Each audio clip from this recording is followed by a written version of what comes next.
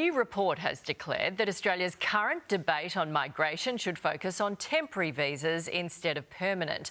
The Australian Population Research Institute has found 1.2 million temporary visa holders, like international students and tourists, have now settled in Australia since the pandemic, and recommends the Coalition, who are forming their migration policies right now, consider cutting those who have overstayed their visas. For more, we're joined by Health Minister Mark Butler and Liberal Senator Jane Hume. Good morning to you. So, Mark, that's a lot of people who seemingly have come in on tourist or student visas. Should we be letting them stay, or should we be planning this a bit more?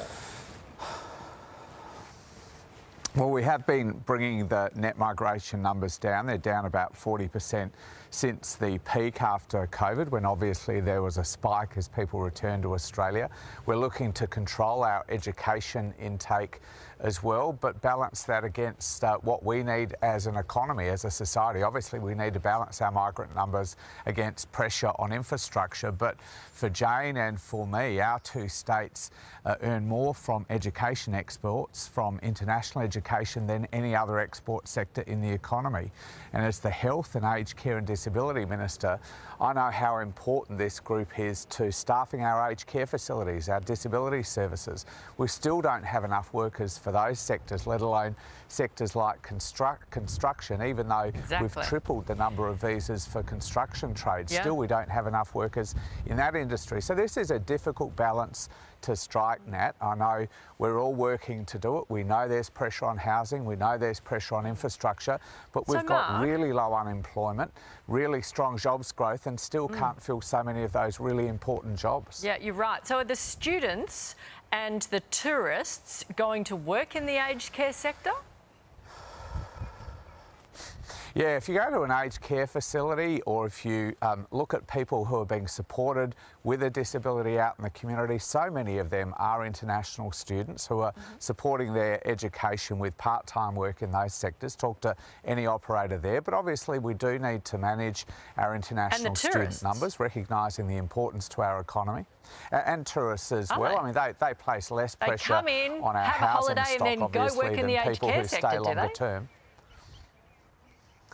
Well, not the tourists. I'm talking about students, which I think this report has highlighted as a big number. But look, tourism is a huge benefit to our economy. They don't put the same pressure on our rental stock, obviously, as people who are staying longer term, as education visa holders as well. But look, this is a tricky balance for an economy like ours to strike. Jane, where would you say we start on this? Because we know the Coalition is working on quite a few policies, this one amongst it.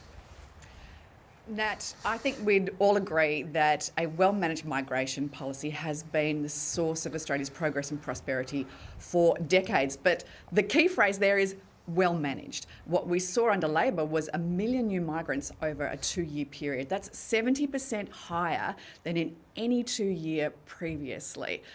That's a problem. It puts pressure on our infrastructure, on our healthcare systems, and on our housing. So how do we manage that migration program to effectively deliver the skills that we need, as Mark has said, but also make sure that we don't have that unnecessary pressure on our infrastructure, on our housing, on our healthcare? There has been a situation where we've seen those temporary visa holders overstay their visas, particularly students.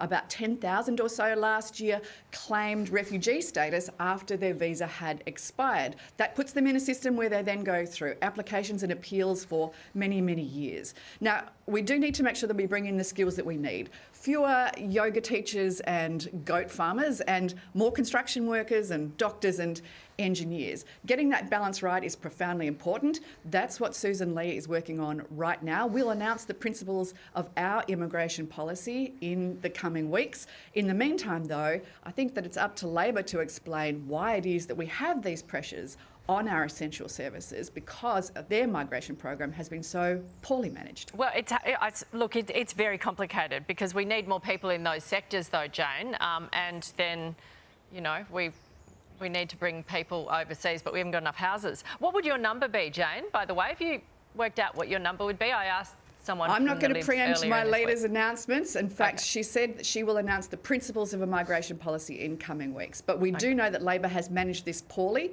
We need to do better because, as I said at the beginning, a good, well-managed migration program is the source of progress and prosperity. We need to get this right. It hasn't been done well by Labor. The coalition can do a better job. Mark, do you think we are tracking down people who overstay their visas in these categories well enough? Well, I mean, it's a big number of people who come through our country, always has been. I mean, yes, there was a spike over those 2 years Jane mentioned, but she might recall there was a big pandemic before that. So, of course, there was an influx of people who had been asked to return home during the pandemic. There was an influx back into Australia that did spike the numbers, but they've come down, as I said, by 40% since then.